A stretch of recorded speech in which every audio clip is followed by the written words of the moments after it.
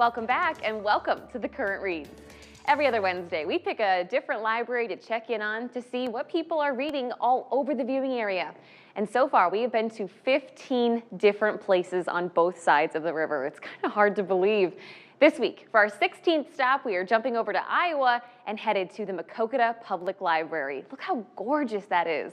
This is a Carnegie library that opened back in 1904. At the time, it cost $15,000 to buy the property and construct the building, and today it still serves people all over Jackson County. And this time of year, the Maquoketa Library does a really cool program called Blind Date with a Book. It's why we're joined by Library Director Katie Pauls here on The Current. Katie, thank you so much for being here with us. Absolutely. Thanks for having me. We should tell people you're at home right now because the library's closed for the snow today. Yeah. Well, the library's closed, but I'm here. So Exactly. this is my office. This is the perfect day to sit at home and curl up with a book. So can we start with Blind Date with a Book? What is this program? Sure. So this is a program I started 5 years ago. And the idea was that I would I would match people with books. So our patrons fill out a short survey, a few questions to let me know what they like to read. And then I pick a book for them to blind date with. And they come to the library and pick it up. And it's always wrapped, as a present. And it's just an exciting program and people really love it. And I understand the 3 books you picked for us to talk about today are 3 books that you have blindly set people up with. So let's start with them. Tell me about The Littlest Library. Okay, yeah. So this one, I did have someone tell me just how much they loved this book, and I can see why.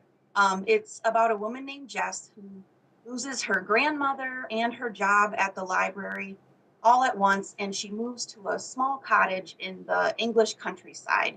And when she gets there, she finds that there's a red phone booth on the property. And so she decides to turn it into a library. And it becomes, a focal point of her village.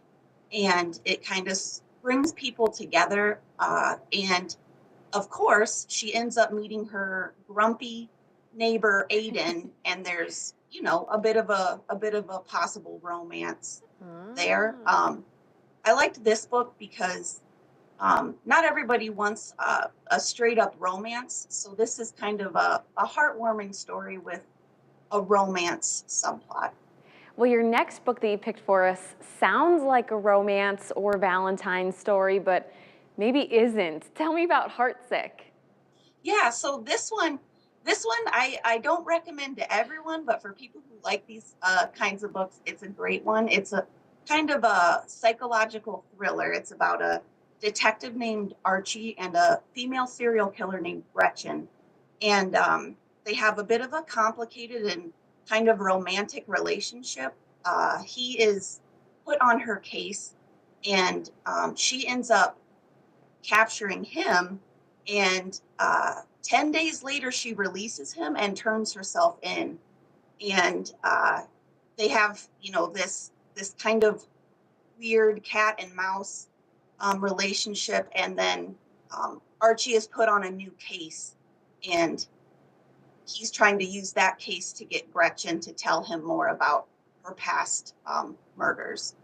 Ooh, a thriller. Kind of perfect for Valentine's Day.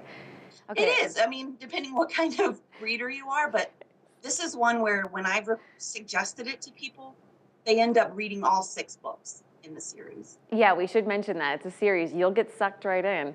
And your last book that you picked for us really was cool for me because I have a brother who lives exactly where this is set. Tell me about A Plane Leaving.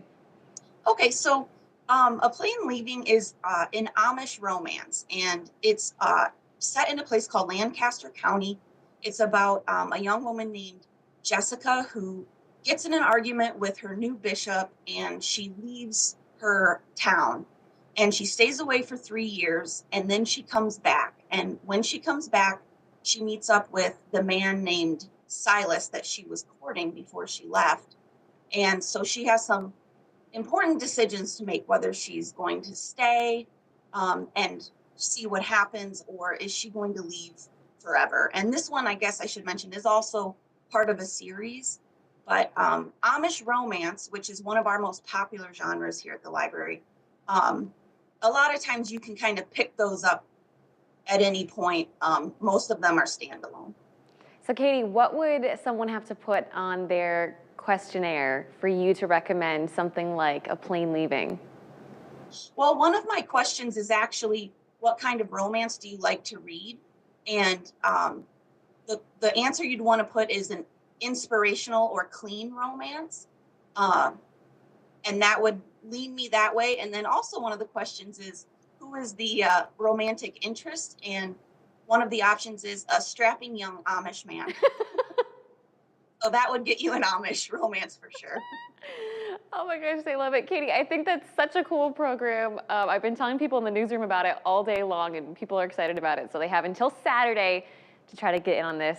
Katie, thank you so much for joining us on this snowy Wednesday. Yeah, absolutely. Happy to be here. Thank you.